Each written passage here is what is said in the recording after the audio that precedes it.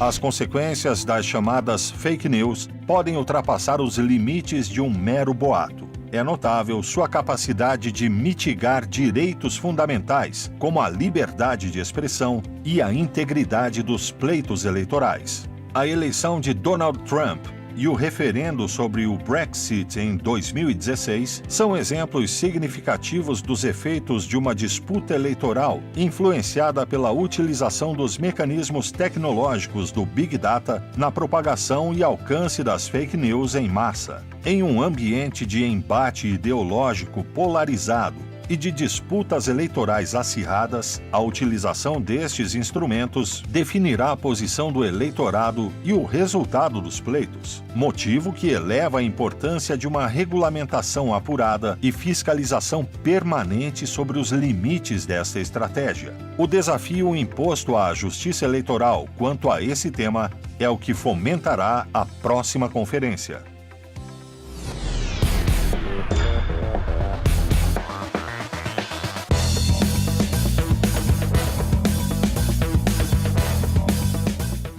Boa noite, senhoras e senhores. Inicialmente, cumprimento o excelentíssimo ministro Luiz Fux, presidente do Tribunal Superior Eleitoral, com quem tenho o privilégio de compartilhar este momento.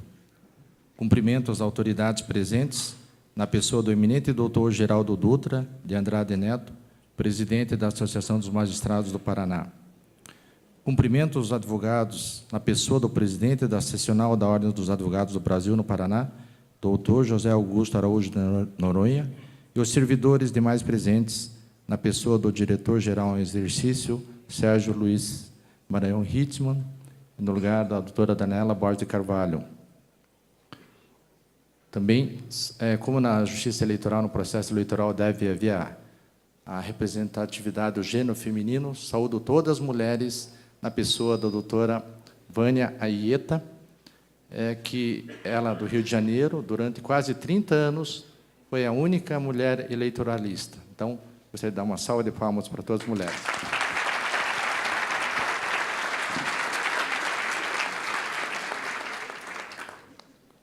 Quero agradecer pelo prestigioso convite para participar ativamente deste evento e, em nome do Tribunal Regional Eleitoral do Paraná, parabenizar o Instituto Paranaense de Direito Eleitoral, na pessoa de seu presidente, Dr. Moisés Pissuti, pelos promissores 10 anos de atividade do IPRADE e principalmente pela feliz realização desta 6ª edição do Congresso Brasileiro de Direito Eleitoral. Parabenizo também o Instituto Brasileiro de Direito Eleitoral, IBRADE, que completa 20 anos e que, juntamente do TRE do Paraná, da AMAPAR, da OAB e outras entidades, apoiaram a realização do Congresso. Contabilizei que, durante estes 3 dias, vivemos a abordagem de relevantes temas em 34 painéis, confiado a aproximadamente 80 conferencistas nas suas quase 40 horas de duração. Os debates e exposições foram administrados por mediadores, fomentadores e curadores para resguardar o tema e o tempo propostos, e realizados sob um modelo de diálogos, conferências, workshops, e com a animação dos TED Allikes e também da Arena, ficou fluido e dinâmico. Foi-me noticiado que, nesta edição, o Congresso contou com a participação de autoridades integrantes dos 3 poderes, Executivo, Legislativo e Judiciário, e também advogados, servidores, professores e jornalistas. Envolvendo aproximadamente 1000 participantes, todos os estados do país estiveram representados. De gigantismo ainda mais evidente é dotado o ilustre ministro Fux, cuja companhia aqui muito me honra. Permito-me dispensar dados curriculares, pois seu espírito público e sua solar atuação jurídica impedem que algum de nós o desconheça. O ministro Fux, ao assumir a presidência do Tribunal Superior Eleitoral, em fevereiro deste ano, esclareceu que a atuação do TSE, voltada às eleições gerais de 2018, estará alicerçada em 2 pilares fundamentais. Primeiro, aplicar a lei da ficha limpa, sem hesitação, e segundo, combater os procedimentos artificiais de fake news. Disse na posse: o legislador constitucional e infraconstitucional legitimamente expungiu da competição eleitoral cidadãos cuja vida pregressa desatenda aos imperativos de moralidade e de ética na gestão da coisa pública. Assim concluiu o ministro: a Justiça Eleitoral, como mediadora do processo político sadio, será irredutível na aplicação daquela lei, instrumento que conduz o Brasil a um patamar civilizatório ótimo. Disse ainda que notícias falsas, as fake news, derretem candidaturas legítimas e atingem irresponsavelmente uma pessoa. Não se pretende tolerar a liberdade, mas é papel do TSE neutralizar comportamentos anti-isonômicos e abusivos. Gostaria de registrar aqui, ministro, que corroboro destas ideias. Sabemos de antemão que estaremos diante de uma eleição singular, desafiadora, que exigirá engajamento, atenção e consciência, mormente diante das recentes e intensas alterações legislativas, da crise política, moral, econômica em que vivemos e de falta de confiança nas instituições. Isso aumenta a responsabilidade do Poder Judiciário, órgão a quem foi acreditado dizer a lei, no caso concreto. Muitas críticas no sentido da atuação da Justiça Eleitoral ser paternalista, exercendo papel protetor sobre o eleitor, se substituindo e subestimando aquele que teria poder para fazer isso sozinho pelo voto. Reputo importante rememorar 2 pontos. O Judiciário atua quando provocado, a jurisdição é inerte. O ministro Dias Toffoli, na parte da manhã, por 2 vezes afirmou que o Judiciário age apenas quando provocado. E segundo, e o que protege, em verdade, é o cumprimento da lei. Ademais, as críticas não procedem, pois se juntos estamos há anos buscando adentrar as entranhas da corrupção para vê-la reduzida tão paulatinamente, não podemos agora, diante do atual cenário sociopolítico, deixar o eleitor desassistido, esperando que levante sozinho um novo Brasil. Cabe a nós, da Justiça Eleitoral, a sensibilidade de identificar, sim, nos casos trazidos ao conhecimento do Judiciário, as ocasiões que requerem intervenção, porque afrontosas às previsões legais, aos valores e princípios da nossa democracia republicana. Nessa linha, naquela ocasião, demonstrando que a atuação da Justiça Eleitoral não se daria apenas de modo reativo, o ministro também anunciou a implantação de visionários projetos como a Academia da Democracia, que, composta por representantes da sociedade civil e do meio jurídico-político, se voltará ao aperfeiçoamento do sistema governamental. Também a Justiça Itinerante, programa esse que já foi efetivamente lançado em abril, com o objetivo de levar mais cidadania à população, aproximando da justiça. O Político do Futuro, curso que pretende formar jovens para que ingressem na política no novo perfil que todos desejamos, e a inclusão legal, que lecionará democracia e direitos fundamentais a alunos de educandários. A Justiça Eleitoral tem papel preponderante na educação para a cidadania, e o Tribunal Regional Eleitoral do Paraná tem ampliado os programas, como Eleitor do Futuro, Parlamento Jovem, Tribunal Eleitoral Jovem, visitas à Escola da Cidadania Política, grêmios estudantis, e ainda incluiremos a sustentabilidade e a comunicação não violenta. Maior exemplo de sustentabilidade é a construção da usina fotovoltaica, que atenderá a todos os fóruns e a sede. Não tenho dúvida de que essa certeira, responsável e esmerada atuação da Justiça Eleitoral é primordial para que um dia enxerguemos a corrupção pelo retrovisor. Faço votos, ministro Fux, de que continue firme e resoluto diante dos desafios e que as eleições de 2018 e a democracia sigam pelos melhores caminhos, pautadas na temperança, na responsabilidade, na ética, na ordem e no progresso. Não vou me estender mais, porque, a esta altura, estamos todos ávidos por suas palavras, senhor ministro. Peço-lhe, então, a gentileza de compartilhar conosco os seus conhecimentos a respeito da fake news e, antes da Vossa Excelência se manifestar, passarei a palavra para a doutora Vânia Eta, nossa moderadora. Muito obrigado.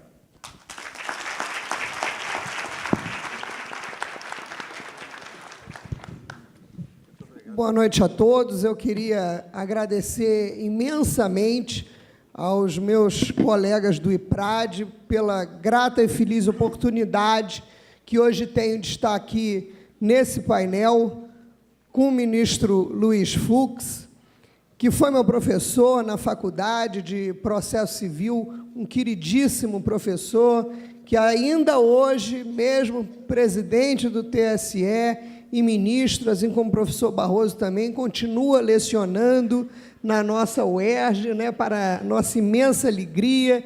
Então, eu não poderia estar num momento mais feliz do que estar aqui, professor, podendo compartilhar com o senhor desse momento. E gostaria de cumprimentar a todos, na figura do ministro Luiz Roberto Barroso, meu professor de Direito Constitucional, também uma pessoa que eu tenho imenso carinho e amor, até porque me despertou para a sua disciplina. O direito constitucional, temos em comum esse amor pelo direito constitucional e até hoje somos todos daquela turma, alunos queridos do professor. Foi uma turma com um congraçamento muito grande com ele, então nossas melhores lembranças estão sempre no nosso coração. Me coube, nessa oportunidade, fomentar algumas ideias acerca da problemática das fake news, para que, ao depois, vocês tivessem a oportunidade de ouvir o nosso ministro Fux. É uma missão difícil, né, classificar algo como fake news.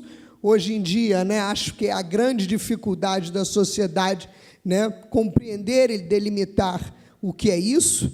Alguns vetores são interessantes nós lembrarmos, notadamente que as posteriores notícias de fact-checkers, além de não atingirem as mesmas proporções, elas não adentram nos mesmos setores sociais e podem, muitas vezes, acabar também creditando também uma notícia falsa. Alguns atores políticos se utilizam do ataque retórico e partidário ao jornalismo investigativo e aos fatos reais, acusando que determinada informação se trata de fake news, e isso vem sendo chamado de fake news. As fake news também já representam um negócio lucrativo, sofisticado, de escala global, e são potencializadas pela estrutura da internet. As regulamentações governamentais tendem a esbarrar na liberdade de expressão, e governos menos democráticos podem pô-la em risco, sob o pretexto de combater as fake news. Mas o que seria mais importante para moldar a opinião pública? Fatos objetivos ou apelos à emoção e crenças individuais? Certamente, para o funcionamento de uma democracia, os fatos objetivos importam mais. No entanto, os mais recentes acontecimentos indicam que, no campo das disputas políticas, apelar para a disseminação de fake news seja o caminho mais rápido, mais eficiente para determinado player político obter sua finalidade desejada. Nesses tempos de pós-verdade, a recente arquitetura da rede, no que tange aos fluxos de informação e de relevância quantitativa, além de completamente disfuncional à democracia, proporciona um ambiente perfeito para a disseminação dessas fake news. A eleição norte-americana, o Brexit e o recente caso Cambridge Analytica escancararam para o mundo o novo modus operandi dos atores políticos. Por trás do fenômeno das fake news estão sofisticados negócios lucrativos que apelam para o uso de robôs e microtargeting. A prática denominada astroturfing funciona da seguinte forma: múltiplas identidades online e grupos de pressão falsos são usados para induzir o público a acreditar que determinada ideia escolhida representa uma visão comumente aceita, ou seja, uma posição majoritária. E, nesse cenário, os bots são utilizados para promover falsamente uma notícia com pretenso verniz jornalístico, introduzidas numa variedade de grupos políticos, criando a impressão de amplo apoio popular para uma ideia, uma política, um indivíduo, um produto. Isso é atingido por meio da multiplicação do número de acessos e compartilhamentos potencializados por bots programados nessas intenções e, paralelamente, por pessoas reais que não se deram o trabalho de verificar a informação. Ora, distribuir estrategicamente uma notícia específica em uma variedade de fontes para dar a impressão de que vários ambientes sociais estão discutindo esse assunto, acaba transmitindo a ideia de que o que está sendo compartilhado, de fato, representa a verdade. O fato das pessoas tenderem a confiar no que a sua rede de amigos online compartilha, complica ainda mais o problema, pois os amigos online compartilham falsas notícias e recebem créditos dos conhecidos. No entanto, nós já sabemos que nem sempre o se compartilha é de fato uma verdade. E os resultados disso são dois. Primeiro, uma falsa ideia do que representa de fato um apelo popular. E dois, os atores políticos mal intencionados que conseguem emplacar suas ideias, deturpando o funcionamento da esfera pública nas democracias. O mais importante é que o fenômeno das fake news, além de agravar o problema do fluxo de informação, é uma realidade que pode atingir a qualquer indivíduo, conectado ou não, com qualquer grau de instrução. De presidentes a ministros de Estado, ao cidadão comum, na rapidez digital, todos podem ser enganados do que representa, de fato, uma verdade mal contada, uma total mentira.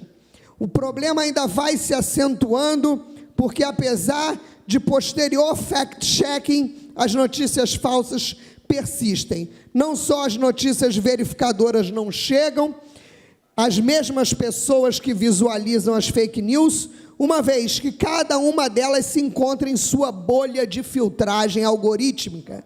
A reiteração das notícias verdadeiras pode conceder ainda mais credibilidade às fake news. Ademais, a crescente incerteza sobre o acesso aos fatos está sendo explorada por atores estratégicos. Outra característica do cenário contemporâneo é o que vem sendo chamado de fake news. Esse é o ataque retórico e partidário aos fatos reais. E esse momento estratégico aumenta a confusão e a dúvida de toda a sociedade quanto à confiabilidade dos fatos e das informações na esfera pública. Em conclusão, o fenômeno das fake news nos obriga a enfrentar esse problema, não apenas sob a ótica das fake news e da liberdade de expressão, mas também deixa nítido que a discussão deve atrair a análise do binômio fake news e democracia. Com a palavra, o nosso presidente do TSE, ministro Luiz Fux.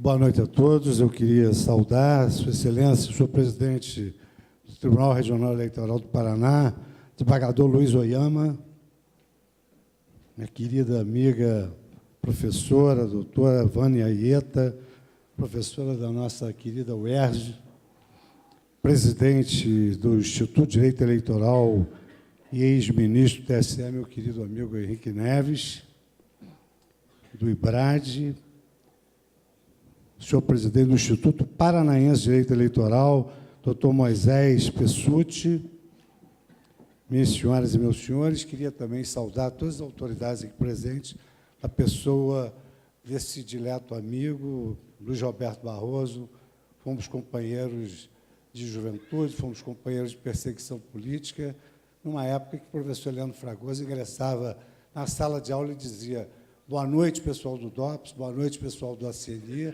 Os senhores estão trabalhando, mas eu também estou. Queria saudar o todas as autoridades, a pessoa do ministro Roberto Barroso, e, na nossa intimidade, perguntar o que você está fazendo aqui. Não tem nada para aprender. Querido amigo, eu queria também fazer aqui um destaque importante, porquanto sempre me marcou isso.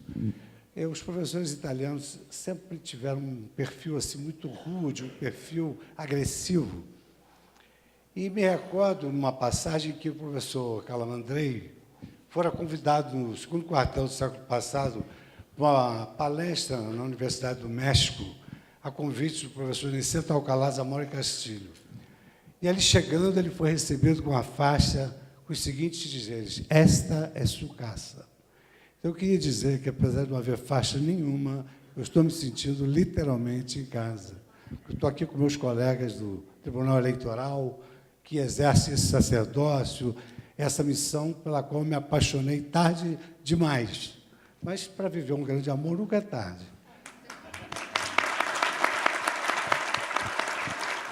Quis o destino que eu assumisse o Tribunal Superior Eleitoral durante o calendário eleitoral como presidente e logo depois me afastasse do cargo. Mas, de qualquer maneira, eu conheci grandes amigos, magníficos profissionais, e hoje me sinto extremamente lisonjeado de participar desse Congresso Brasileiro de Direito Eleitoral, que é considerado o melhor congresso de todo o Brasil. De sorte que eu estou exatamente merecendo uma honra muito maior do que eu merecia, porque essa paixão foi muito tardia. Mas espero que entendam que realmente o direito eleitoral é arrebatador.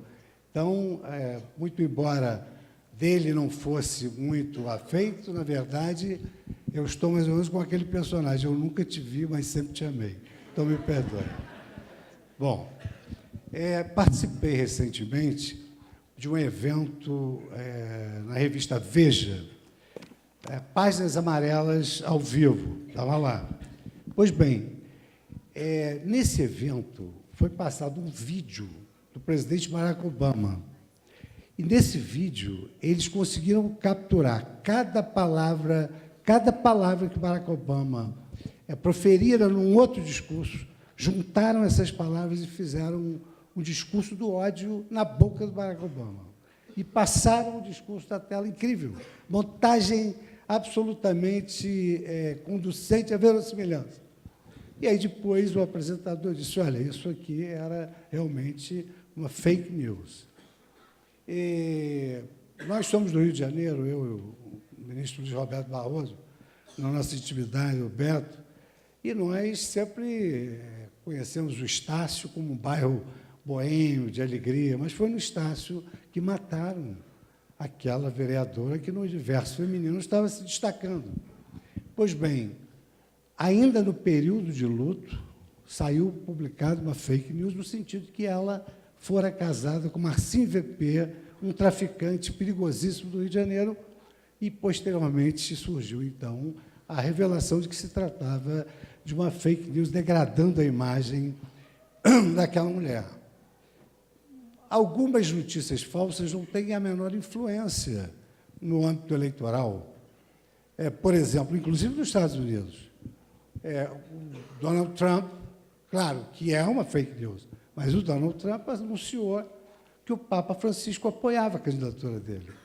Isso não é uma fake news, no sentido que nós nos preocupamos, porque não tem influência nenhuma no âmbito eleitoral, porque a Hillary poderia ter dito, e a mim também, então apoio os dois. Agora, se sai uma notícia, por exemplo, o candidato X propõe no seu programa de governo uma ampla esterilização de homens e mulheres para resolver o problema da miséria no Brasil. Então, essa é uma notícia que tem uma influência deletéria no âmbito eleitoral, e essa é considerada uma fake news. Então, eu resumiria dizendo que, no campo eleitoral, a propaganda não é a alma do negócio. Às vezes, a propaganda ela é absolutamente destrutiva. E, para nós, fake news representa exatamente essa propaganda política de um adversário contra o outro, veiculando notícias falsas e que, como disse o desembargador Luiz Oyama, derretem uma candidatura, que foi a expressão que eu ouvi. Ou seja, claro que nesse espetáculo democrático das eleições nós devemos pugnar pela maior liberdade possível, mas, evidentemente, que algumas notícias, algumas propagandas devem ser evitadas para que se mantenha ético, rígido, legítimo o ambiente eleitoral. Fake news está intimamente ligada à ideia de propaganda eleitoral. E qual a ratio, a teleologia subjacente à propaganda eleitoral? Nós vivemos numa democracia. Classicamente, a democracia é o governo do povo, pelo povo, para o povo. O candidato é um homem tirado do povo e, depois de eleito, adquire aquela legitimidade. De sorte que, em respeito à soberania popular, em respeito à cidadania, não se pode empreender no ambiente eleitoral o déficit informacional. Não se pode pretender, através de um ambiente eleitoral desinformado, obter-se uma vitória para legitimar-se num cargo tão importante como só ser esses cargos de representação popular. A propaganda eleitoral, então, no meu modo de ver, ela tem duas premissas inafastáveis. A primeira delas é a lisura informacional. E a segunda delas é um anseio popular mesmo, de, através da propaganda eleitoral, mostrando os novos players do processo eleitoral, empreender uma verdadeira revolução ética, que é o que se pretende hoje. Então, na verdade, propaganda eleitoral tem de ser livre para que o candidato revele as suas virtudes e não desqualifique os atributos do candidato adverso. E isso tem uma repercussão prática muito importante. Imaginem os senhores, no debate eleitoral, como isso prejudica a democracia e cria um déficit informacional, se o candidato passa o tempo inteiro do debate se defendendo de fake news. Ele não vai ter tempo de revelar o seu próprio programa. De sorte que o combate às fake news faz necessário em nome da lisura informacional e dessa revolução ética que nós precisamos empreender, que foi muito bem aqui, como sempre, veiculada pelo nosso estimado ministro Luiz Roberto Barroso. As fake news, não há necessidade de termos grandes dificuldades conceituais, mas a acepção de fake news é uma notícia falsa, uma notícia enganosa e que gera influência no prélio eleitoral e que viola, talvez, um dos valores mais importantes da nossa democracia, que é o voto consciente. Porque não há nada pior do que o eleitor e o cidadão votar desinformado ou votar informado por algo que não corresponde à realidade. Quer dizer, a verdade é algo consubstancial ao regime democrático. Agora, há uma crítica intensa. Primeiro, há uma leniência pré-ordenada. Não adianta nada, não se consegue nada no combate às fake news, não se vai conseguir nada. Eu diria aos senhores o seguinte: nós, brasileiros, patriotas, temos de ter a certeza que no combate às fake news nós vamos conseguir tudo, absolutamente tudo. Pois bem, é claro que esse é o grande desafio, a questão do confronto entre o controle das fake news e a liberdade de expressão. Então, é trivial a afirmação, principalmente nos palcos contrários à democracia, que o Tribunal Superior Eleitoral, erigindo como um dos seus objetivos combater as fake news, na verdade, visa evitar a manifestação livre da expressão, da opinião e do pensamento. Eu queria assentar para os senhores que, com base nos nossos casos julgados, esse programa Políticos do Futuro do Tribunal Superior Eleitoral é exatamente um programa que se baseia na jurisprudência do Tribunal Superior Eleitoral. Porque, a partir da jurisprudência e dos julgados sancionatórios, é que o político do futuro vai saber aquilo que não se pode fazer. E essa matéria-prima com que nós vamos trabalhar. E se nós consultarmos a jurisprudência do Tribunal Superior Eleitoral, estou aqui diante do ex-ministro Fernando Neves, do seu irmão de brilho igual, Henrique Neves, o núcleo essencial dos julgados do Tribunal Superior Eleitoral são no sentido de que há uma ampla liberdade na propaganda de um candidato, há uma ampla liberdade da manifestação crítica, porque o homem público deve se acostumar com a ideia da crítica à sua atuação. O que não se concebe é que um candidato abra mão da revelação das suas aptidões para, digamos assim, plantar uma propaganda destrutiva que não tem nenhuma influência, inclusive, com as eleições. As fake news revelam fatos desabonadores, às vezes, da vida pessoal do candidato, que não tem a mais tênue influência no processo eleitoral. Então, as fake news, elas se submetem, digamos assim, no seu controle, a uma principiologia, né? Nós sabemos hoje que o ordenamento jurídico ele é composto de regras e de princípios. O direito eleitoral, por exemplo, é um direito de regras, e muito sistemático. Temos Código Eleitoral, Lei de Inelegibilidade, resoluções inúmeras do Tribunal Superior Eleitoral, e toda essa leitura dessa regulação infraconstitucional hoje, por força do pós-positivismo, que não é só aquela école d'exégèse de ensinar a letra da lei, toda essa leitura tem de passar pelo tecido da Constituição Federal. Todas essas regras, elas necessariamente devem ser lidas à luz da nossa Constituição. E eu me recordo, por exemplo, que passei uma experiência muito difícil, eu sou juiz de carreira, segundo o ministro Marco Aurélio, não aquele de carreira que quer ser promovido rapidamente. Sou juiz de carreira porque fiz concurso para a magistratura. E, nessa atividade, eu enfrentei os meus desafios normais, juiz de carreira, fui para o STJ e depois para o Supremo Tribunal Federal. E confesso aos senhores que sempre me empenhei muito, tive uma boa performance nos concursos, enfim, e pertenci ao Tribunal de Alçada, depois passei 11 anos no Superior Tribunal de Justiça e fui para o Supremo Tribunal Federal. Pois bem, do meu modo de ver, pela carreira em si, não há nada igual ao Supremo Tribunal Federal. Nada. 25 anos de embargador, juiz do Alçada, enfim, 11 anos no STJ, mas, em primeiro lugar, nós, que somos alguns juízes aqui presentes, nós sabemos que aquela é a última porta que o aflito tem para bater. Dali não passa.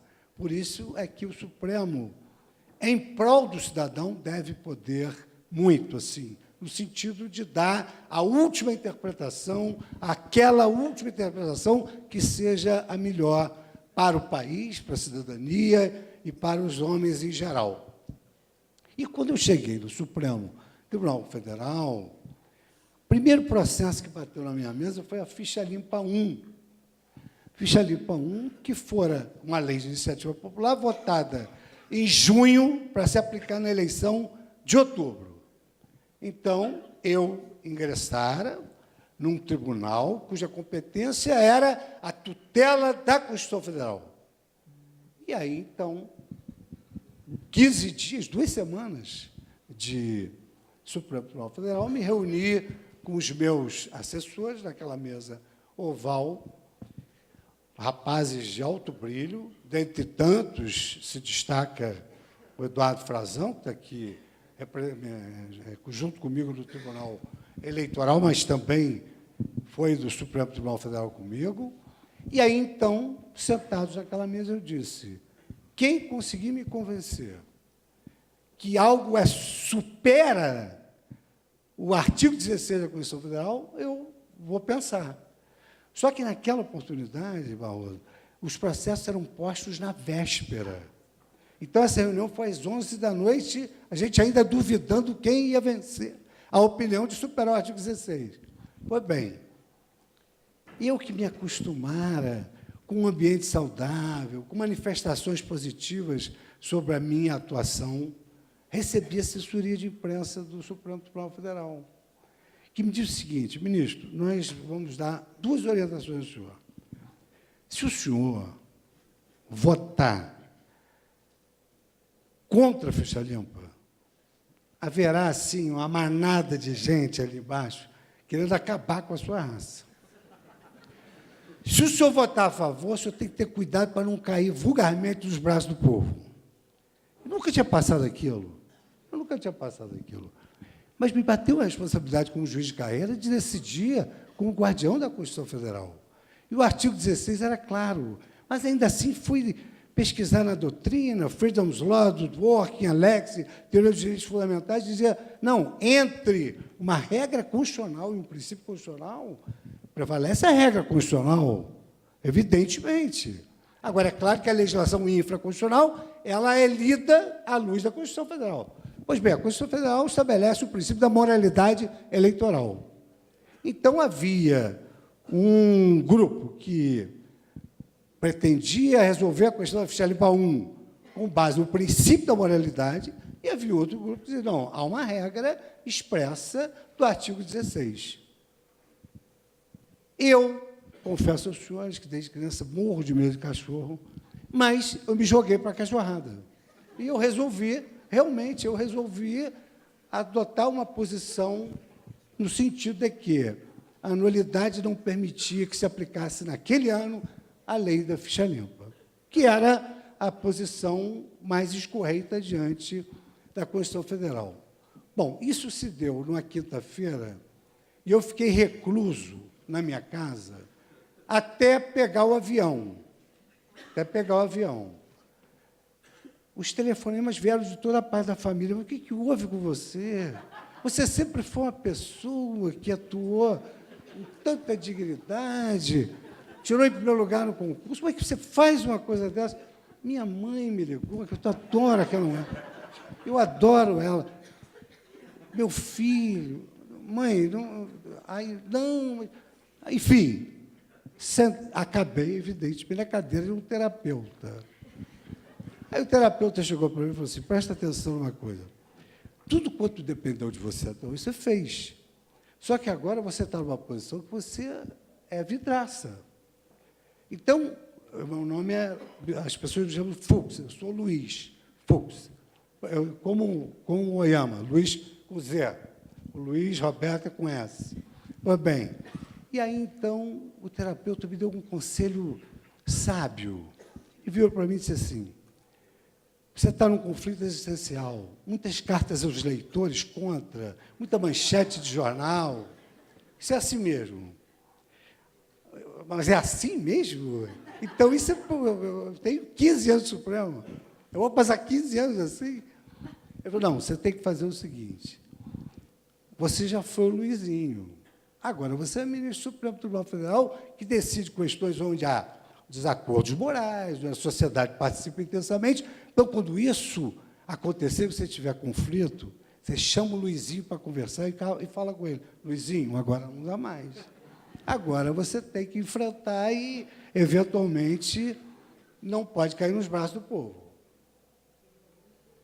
Mas também é ruim se submeter a um corredor polonês, né? Então, é bom ficar no meio.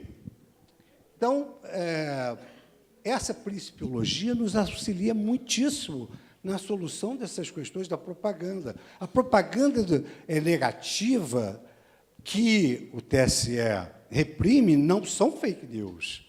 São aquelas propagandas que não são institucionais e que o candidato procura ferir o candidato adversário. E eu trouxe vários acordos emblemáticos sobre essa questão, inclusive homenageando você, Fernando, e o Henrique, trouxe um acordo emblemático do Henrique sobre exatamente essa diferença entre propaganda negativa, crítica, passiva de ser feita ao homem público e as fake news. São coisas completamente diferentes. E vigora na propaganda o princípio da liberdade. Ou seja, é possível, e ao contrário do que vigora no direito público, é possível fazer tudo salvo o que a lei proíbe. É diferente do princípio da legalidade no direito público, em que o administrador público só pode fazer aquilo que a lei permite. E, aliás, nós tivemos um encontro muito interessante com o ministro da Corte de Cassação italiana, um homem de humor fino, e aí, lá, num debate sobre a legalidade, ele disse assim, não, ministro Fux, as coisas não se passam assim no mundo. O princípio da legalidade não tem essa expressão inequívoca que Vossa Excelência imagina. Porque eu tinha dito que no direito privado pode fazer tudo, salvo o proibido. No direito público só pode fazer o que está na lei, salvo o permitido. E é assim que nós trabalhamos com a propaganda eleitoral. É livre a expressão, a opinião, a crítica, etc. Até para que alcancemos aquilo que eu me denominei de voto consciente. E ele, então, se saiu com uma maravilhosa que eu não posso deixar de contar para vocês. Ele disse o seguinte: o princípio da legalidade não tem conotação unívoca. Por exemplo, na França, é possível fazer tudo, menos o proibido na lei. Na Alemanha, não se pode fazer nada, salvo o permitido na lei. Mas, na Itália, pode fazer tudo, inclusive o proibido na lei.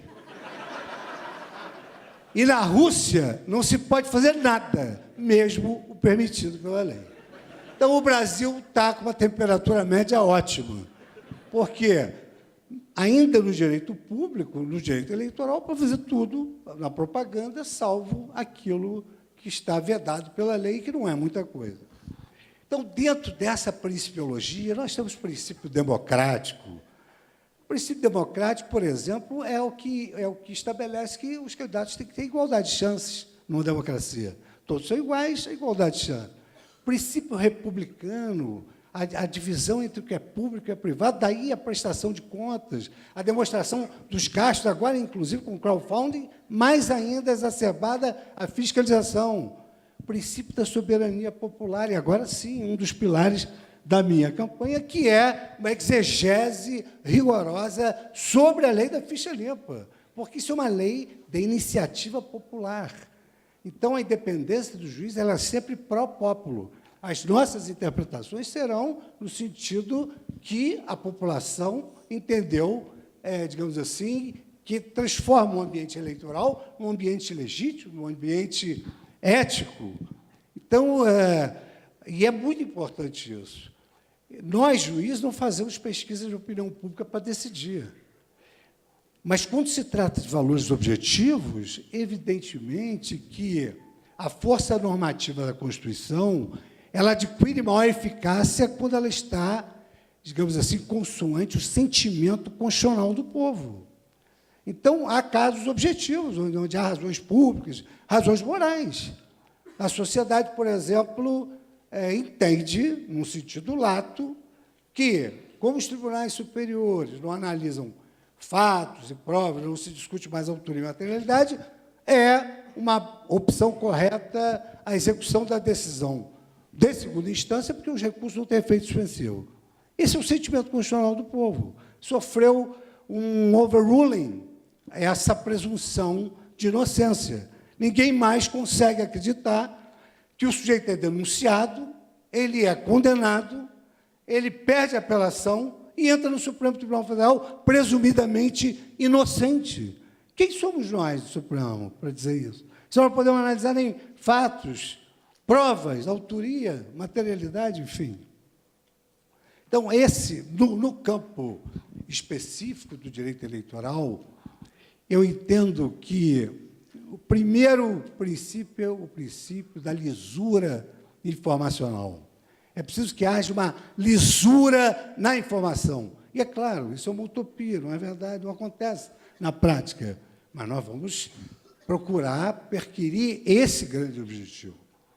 E, no meu modo de ver, o segundo princípio seria o princípio da verdade real. Nós temos que saber se aquilo que está posto é condizente com a realidade.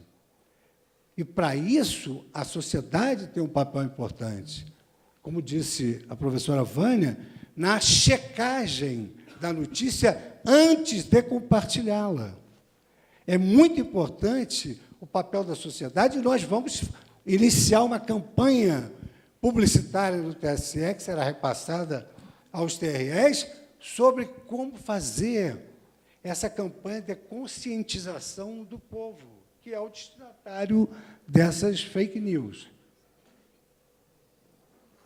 Então, esses dois princípios hão de nos municiar na interpretação daquilo que é notícia enganosa e daquilo que é propaganda negativa.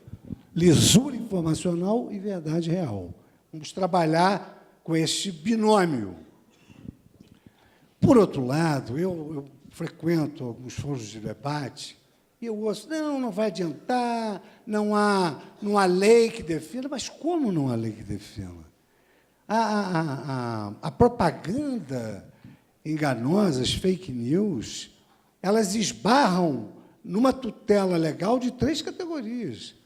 A tutela civil, pelo princípio da inafastabilidade, qualquer lesão, ameaça, não escapa para apreciação do judiciário. Então, nós temos aí essa tutela civil através de dano moral, através de responsabilidade civil.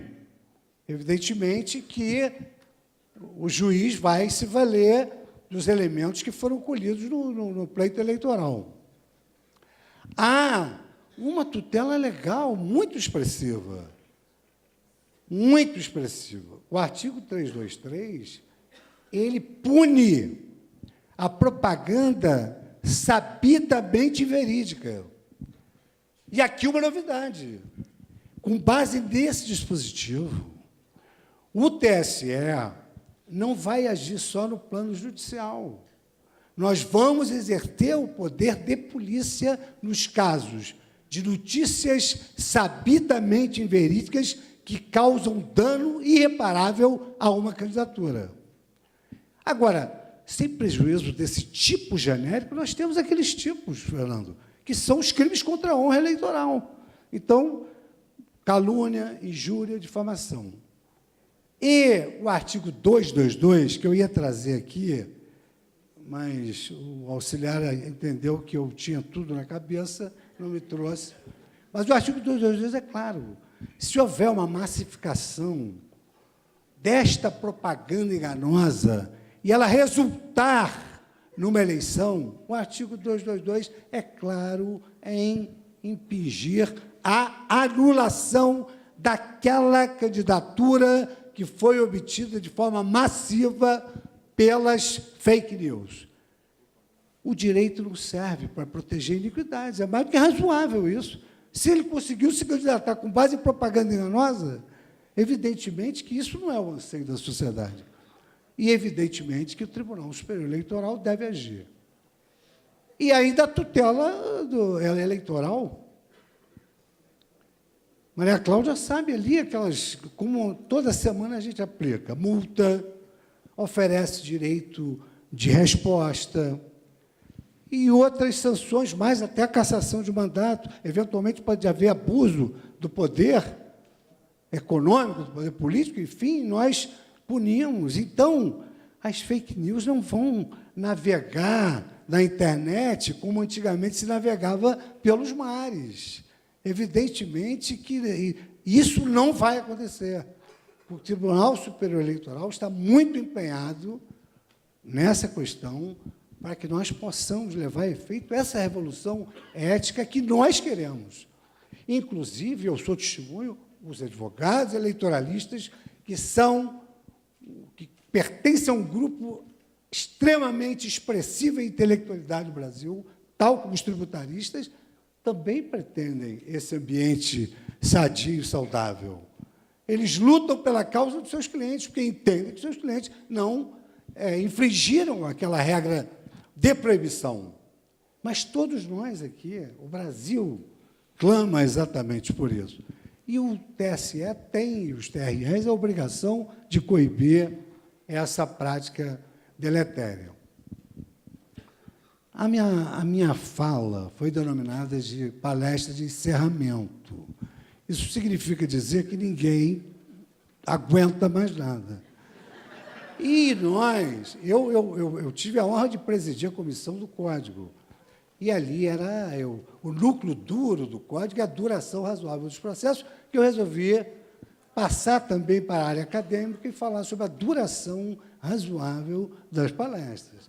Então, hoje é uma sexta-feira, nós temos aí uma festa nos esperando. Então, com toda a fidelidade, por fim, porque tem expositor que diz por fim, não acaba, aí as pessoas olham o relógio, quiçá colocam no ouvido para ver se não quebrou. Por fim, foi anunciado de há muito. Mas, por fim, nós temos aí, digamos assim, um papel, um protagonismo atuante do TSE em algumas frentes. Isso é uma prestação de contas, que eu estou indo embora, muito a contragosto, não se pode amar tão pouco. Mas meu mandato termina agora, dia 15 de agosto. Então, eu estou fazendo tudo de bom para as eleições correrem com muita serenidade e lisura. Então, o TSE também tem uma estratégia de combate às fake news. Então, em primeiro lugar, nós temos uma área de inteligência. E a maior estratégia da área de inteligência é não falar sobre qual é a estratégia da área de inteligência. Claro, é evidente. Mas nós temos essa estratégia. Segundo lugar, que é muito importante, nós temos a imprensa do nosso lado. Nós temos um comitê de imprensa comprometido em averiguar a veracidade, num primeiro momento, como fonte primária, das fake news. E os jornais já estão criando espaços para conferência. Por exemplo, há um jornal que tem um espaço online cujo título é isso mesmo? Tem outro que tem farsas.org, e assim por diante. Então, a segunda fonte, o segundo coadjuvante nesse combate TSE é a imprensa. O terceiro coadjuvante são os próprios partidos políticos. E nós conseguimos lavrar com eles um documento que poderíamos chamar de Tratado de Não Proliferação de Fake News. Todos assinaram. Todos assinaram. Depois, nós temos também, evidentemente, para a área repressiva, o Ministério Público e a Polícia Federal, porque são crimes federais. Nós não queremos falar em repressão, nós queremos falar em prevenção. E, para isso, Aeta, nós temos ali já também um documento das plataformas se comprometendo a conjurar as fake news, tão logo noticiados pelo TSE, e agora, o mais importante, no exercício do poder, dever jurisdicional e no exercício do poder de polícia também. Um documento assinado pelas plataformas. Os fact-checking e a sociedade, que deve saber que a notícia é falsa, prima facie evidente. A jornalista ucraniana Olga Yurkova, num congresso recente sobre fake news, 2018, agora, primeiro semestre, no Canadá, ela fez uma afirmação muito interessante. Ela disse: a verdade é muito entediante. A verdade é muito entediante. Mas, se uma notícia for dramática, se uma notícia for muito emocionante, desconfie, porque ela tem tudo para ser uma notícia falsa. De sorte que o direito não convive bem com esse novo movimento denominado de pós-verdade. Isto é uma palavra belíssima, mas os senhores sabem o que é pós-verdade? Eu assisti um documentário de Noam Chomsky, se queixando que o jornalismo vai perder para as redes sociais, porque as redes sociais viralizam a notícia em segundos. E os jornais têm a preocupação de montar a notícia. E o que ele diz está corretíssimo. A mídia na era da pós-verdade. Então, o documentário da NET. O que é pós-verdade?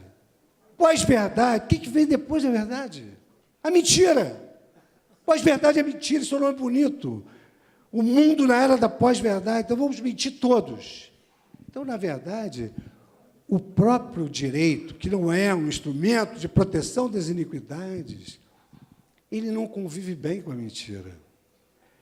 E me causa profunda resignação quando eu vejo um ambiente leniente, as pessoas dizendo que o tribunal não vai conseguir, que isso é impossível de se evitar. Eu digo, não, isso não é impossível, mas isso é uma severa luta de todos nós da justiça eleitoral. Mas eu não creio em absolutamente nenhuma vitória sem luta. O fim do direito é a paz, mas o meio de obtê-lo é exatamente a luta. E nós, da justiça, somos vocacionados para a luta. E quando eu falo da luta, eu me lembro da minha juventude, quando eu vibrava com Gonçalves Dias, a canção do Tamoio. A vida é luta renhida e viver é lutar. A vida é combate que os fracos abate, os fortes, os bravos, só faz exaltar. Está encerrado o seminário.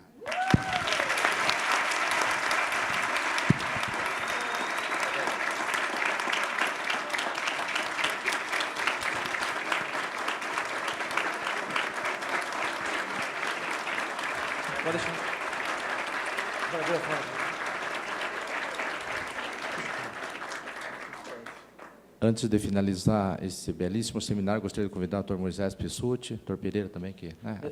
Presidente, o Congresso tem um formato inovador e entre as inovações está não ter cerimônia de encerramento.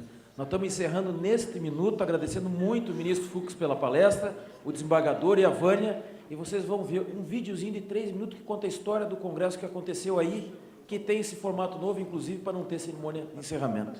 Muito obrigado, todos.